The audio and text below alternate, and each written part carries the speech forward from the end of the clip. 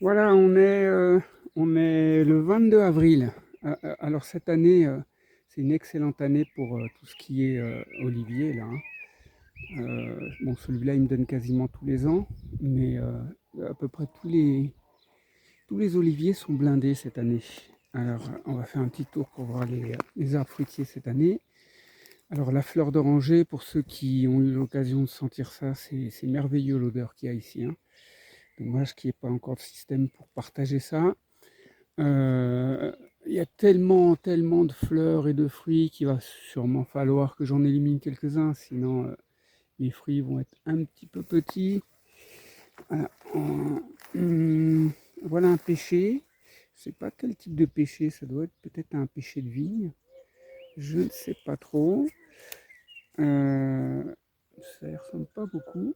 Mais bon, voilà, celui-là, il a poussé à son compte. Je ne sais pas comment il est arrivé là. Ça fait, allez, 4 ans maintenant. 3-4 ans, 4 ans là. Et voilà, faut attendre 4 ans à partir d'un noyau pour que les fruits commencent à arriver. Voilà, encore orangé, orangé. Avril, bon, bah, tout démarre, les vignes, voilà les fleurs qui arrivent déjà là. Mon malheureux noyer là, c'est vraiment pas un arbre qui est adapté à cette région. C'est un peu foiré. Cerisier, ça va faire 7 ans qu'ils sont ici. Je les ai transplantés, ils avaient peut-être 3 ans. Et bon, en 7 ans, j'ai eu une cerise. Et l'année dernière, je commence à me demander si le problème ne venait pas des oiseaux qui me piquaient tous les fruits. Bon, avec tout ce qu'il y a cette année comme fleurs, j'espère quand même pouvoir avoir quelque chose cette année. Bon, cette année, on a eu quand même pas mal de pluies intéressantes et tout le monde en profite ici, là. Celui-là, il est blindé de fruits, là. Les oliviers, donc bah, cette année, ça marche bien, hein.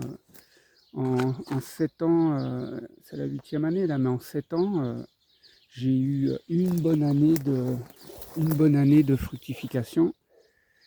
Et cette année, ça a l'air d'être la meilleure. Voilà, les grenadiers, les fleurs commencent à sortir. Voilà. Euh, Normalement, c'est à peu près en mai que ça sort les fleurs là, hein. De mai jusqu'à juin, euh, les fleurs arrivent. Voilà, un pêcher de vigne. Bon alors, les pêchers, ils ont toujours le problème de cloque du pêcher, hein. C'est un arbre fragile, ce truc-là. La seule méthode que j'utilise, la cloque du pêcher vient au démarrage. Après, il fait tellement chaud ici qu'il s'épuise le champignon jusqu'à l'année suivante. Donc moi, le seul remède ici, c'est d'arracher les feuilles. Et j'ai déjà à force de faire ça chaque année, j'ai déjà des arbres qui résistent mieux et qui ont plus cette infection. Celui-là, j'ai retiré des feuilles quand même, quelques feuilles. Voilà, cette année, les oliviers, c'est terrible, hein, vraiment blindé de fleurs. Les pruniers, l'année dernière, c'était pas une bonne année, je sais pas trop pourquoi, même dans tous les jardins. Mais même si celui-là m'a produit l'année dernière, là, c'est pas beaucoup, mais là, cette année, ça va quoi. Il y en a en pagaille. Euh, voilà, un autre, celui-là, il m'avait rien donné l'année dernière. Bon, peut-être deux, trois seulement. Des prunes noires, là. Voilà. Celui-là, l'année dernière, il a failli mourir. Et cette année, il reprend vie.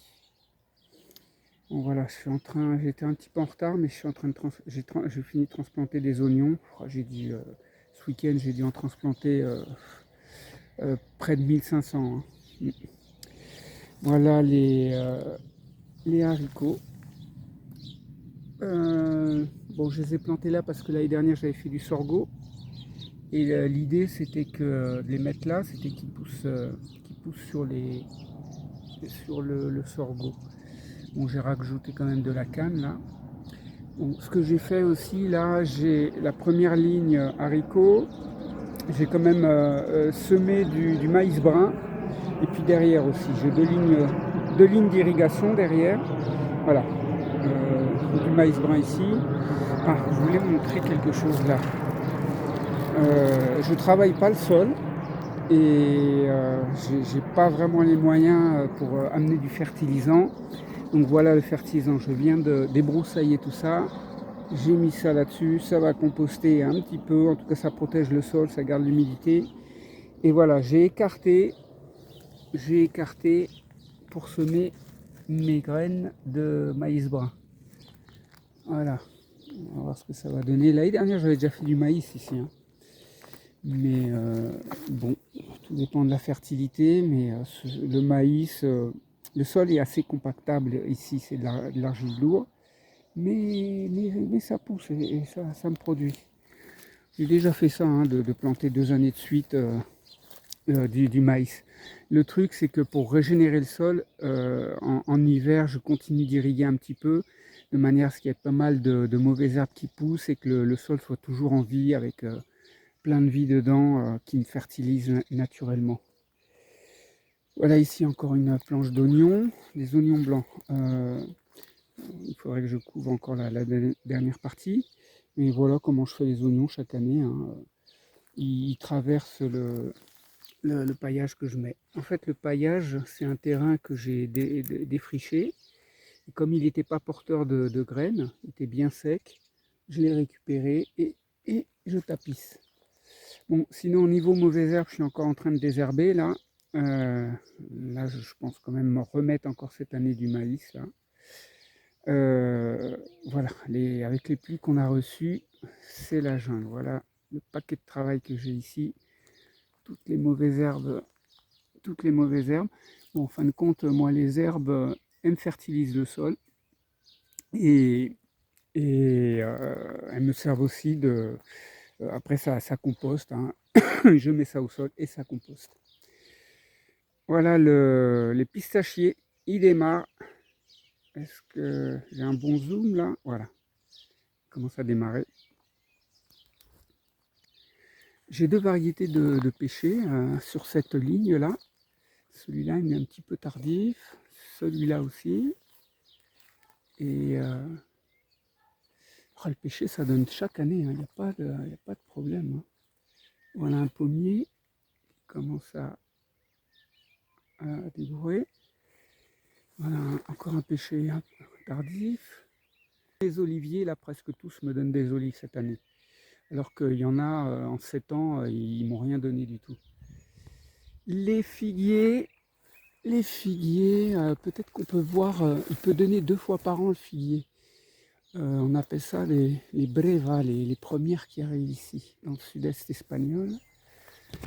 Alors, où est-ce que j'aurais des figues précoces là? Ah, voilà.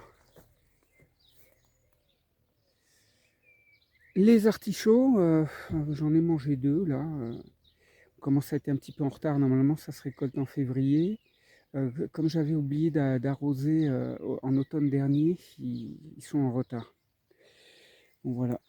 Encore des haricots là. Le sol n'est pas très fertile ici, donc j'ai mis la légumineuse, là, le haricot, qui peut se débrouiller pour aller chercher son nitrogène, avec des bactéries symbiotiques, hein. Voilà.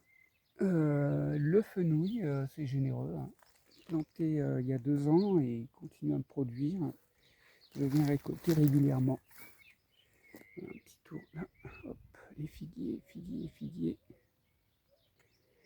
Bon, ben voilà, ça, je les avais plantés aussi un peu tard, les choux. Et c'est une zone que j'ai pas beaucoup utilisée ces dernières années. Le sol n'est pas très fertile. Donc voilà, planté trop tard et un sol pas très humifère, argileux, lourd, ah ben voilà, ça part en graines. Voilà, il part en graines directement. Voilà, des laitues asperges. On retire les feuilles et puis on mange la tige après. Les amandes, cette année, c'est une belle année. Je les ai taillées bien sévèrement l'année dernière. Et là, c'est pagaille. Il y en a énormément. L'abricotier, c'est terrible, hein. Cette année, il me donne chaque année, mais alors là, c'est abusé, quoi. On dirait des grappes, hein. Il y en a énormément, énormément. Donc, si je laisse en l'état, les abricots vont être de petite taille. Il faudrait que j'en retire. Bon, je ne sais pas quoi faire exactement pour l'instant. De toute façon, le pire ennemi, c'est pas la taille, c'est la mouche du fruit. Elle m'a causé pas mal de soucis l'année dernière, hein. J'étais obligé de ramasser le plus tôt possible les abricots. Parce que, voilà. Donc, entre le fait qu'il y ait énormément d'abricots et la mouche du fruit, bon, voilà. En tout cas, c'est exceptionnel cette année. Normalement, dans un mois, j'aurais commencé à pouvoir en profiter. Voilà ma planche de chou de Bruxelles qui se fait complètement envahir par les herbes. Alors là, j'ai du boulot de désherbage, là. Là, j'ai une planche entre les arbres, là. J'ai ma planche là, j'ai les passages là qui sont envahis. Bon, de toute façon, comme on voit là, elle monte en fleurs, le chou de Bruxelles, il va sur sa fin là. Qu'est-ce que j'ai par ici? Est-ce que j'en aurai quelques-uns? Bon, qu'est-ce que je vais mettre ici? Je pensais mettre du concombre, un concombre espagnol qui court sur le sol. Voilà un oranger. Ah, voilà aussi un pommier précoce. Donc on voit la taille là, je fais vraiment une taille bizarre. Il partait vraiment trop haut. Je l'ai rabaissé, mais ça n'empêche pas qu'il me produise beaucoup de fruits celui-là. Problème encore, la pomme, si elle est trop tardive, elle se fait attaquer par la mouche du fruit, hein. Voilà une planche de laitue. J'avais semé cette laitue en août, espérant, comme on est à l'ombre ici, entre les fruitiers, qu'elle supporterait la chaleur. Bon non, elle est montée en fleurs. Elle est montée en fleurs. À la fin d'août, j'ai semé toutes les graines qu'elle avait produites. C'est pour ça qu'on voit un mélange, là, il y a un petit peu de tout comme ça, là. Et, et donc bah là, c'est pareil, le cycle est fini pour certaines d'entre elles. Bon, j'en ai bien profité, hein. Je cultivais, je ramassais les feuilles. Et voilà. Et donc, celles-là, elles ont été plantées un peu plus tard. Hop,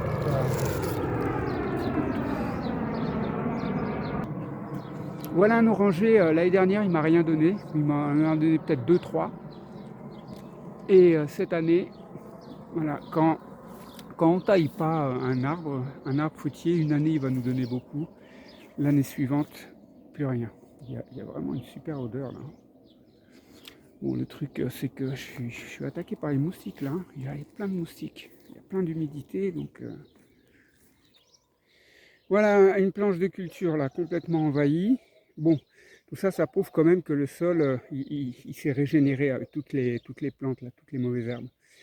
Vu que l'année dernière j'ai fait des tomates, j'avais installé ça. Probablement cette année je vais refaire de la tomate ici.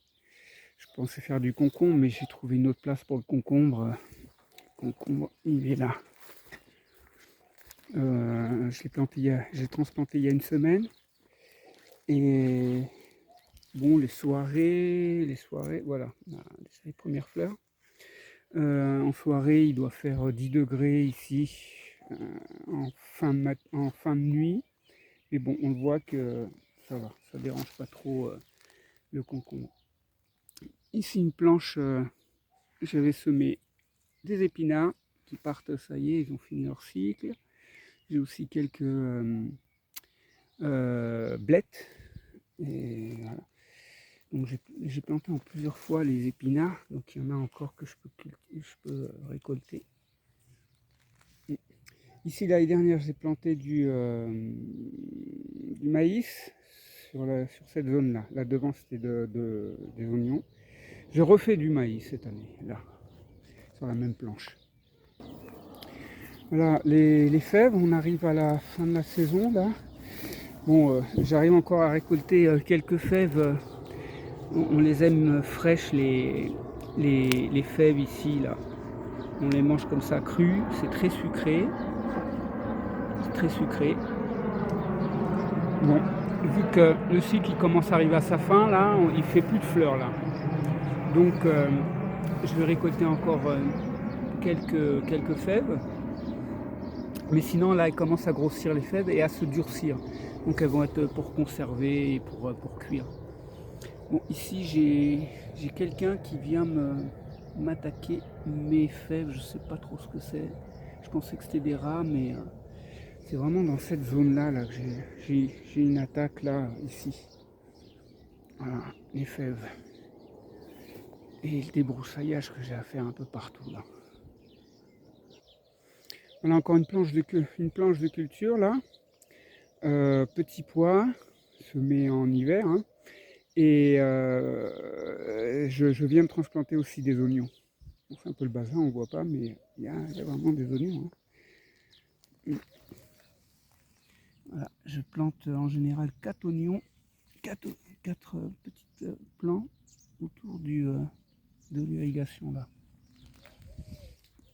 Voilà encore une planche qui travaille là, avec toutes les mauvaises herbes, qui composte, je les arrache régulièrement, je les mets là. Là j'ai un bon sol ici. Voilà le coin de betterave que je viens de ressemer. L'ail, là il commence à partir, il commence à avoir la rouille, il m'indique le fin de cycle. Je les ai plantés trop tard, les gousses elles sont pas très grosses. Alors, la seule solution que j'ai là pour les faire durer un peu plus, pour que le bulbe gonfle un peu plus, c'est de lui couper les feuilles pour que l'énergie se concentre sur le bulbe. Voilà ici. Ici j'ai planté un max de courgettes, hein, même très proches là, elles sont à 30-35 cm. J'ai un peu de problème pour faire de... Ah, un épi qui est resté là depuis l'année dernière, du maïs popcorn. Alors voilà, la courgette elle demande un sol humifère avec un bon drainage bien riche et c'est pas ce que j'ai sur toutes les planches. Voilà, j'essaie ici, j'ai du fumier de poule, s'il faut un peu de vitamines là, pour les plantes, j'en amènerai ici. On va voir le goji. Goji, c'est grave, toutes les fleurs, toute la production qui arrive là. Est-ce qu'on les voit? Ouais. On les voit. On les voit là, les fruits sont encore verts. Oh, et peut-être dans 2 semaines, ça y est, je commence à récolter. Si les oiseaux me laissent en récolter. Alors, j'ai planté un peu de courge ici et sur cette planche. C'est de la butternut. Alors, normalement, c'est curcubitacées les courgettes et curcubitacées les courges, butternut. Mais comme c'est une pépo, la courgette, normalement, elle ne se croise pas avec la butternut. Voilà, sur cette planche-là aussi, j'ai mis du maïs blanc et quelques butternuts. Voilà un poirier que je n'ai connu qu'en Espagne. Le fruit qu'on voit là, il va peut-être tripler de taille, mais c'est des petites poires et précoces, très sucrées, délicieuses. La dernière, il ne m'avait pas donné de fruits. Cette année, ça va un peu mieux. Voilà. Normalement, ce fruit-là, d'ici 4 semaines, je pourrais commencer à les manger. Voilà comment on appelle ça déjà en français? Céleri, voilà. Je faisais pas pour moi ce truc-là, mais depuis l'année dernière, bon, j'ai appris à l'apprécier finalement et à le cuisiner. Et puis j'en propose à des gens. Le néflier, voilà le premier fruit qui arrive dans l'année. D'ailleurs, les oiseaux le savent aussi. Ils en profitent. C'est un peu abusé là, tout ce qu'ils prennent. Hein. Bon, ça va, il y a la quantité. Il faudrait que je mette un filet par-dessus, mais bon, c'est un peu compliqué cette affaire. Voilà, pas vraiment d'autre solution. Une planche, on voit la blette. Et j'y ai semé du maïs blanc là. J'ai 4 variétés de maïs ici là. Du blanc, du brun, du jaune et du popcorn. Voilà, fleur de grenadier. Voilà, sur cette planche là, elle m'a nourri cet hiver. Épinards, blettes. Bon, apparemment, quelque chose d'assez sévère qui vient m'attaquer là, hein. Bon, les poules, elles m'ont fait un peu de dégâts, mais j'ai de la compétition là sur la blette. Bon, ce sol, il est super fertile. Là, qu'est-ce que je vais y mettre? Probablement du gombo, okra, cette année. Alors ici, j'ai transplanté une variété de courges. Par contre, j'y ai mis aussi de la zucchini, courgette zucchini. Et là, par contre, il y a de fortes chances que ça fusionne. C'est un peu compliqué. Bon, j'ai fait la bêtise, tant pis. J'essaierai de polliniser à la main les fleurs. Bon, on verra. Bon, les tomates, ça y est, hein, moi je les ai déjà mis en place. Voilà. Normalement, d'ici 4 semaines, j'ai les premiers fruits. Ils ont pratiquement tous. C'est des tomates cerises, la Borghese, Principe des Borghese, très productives.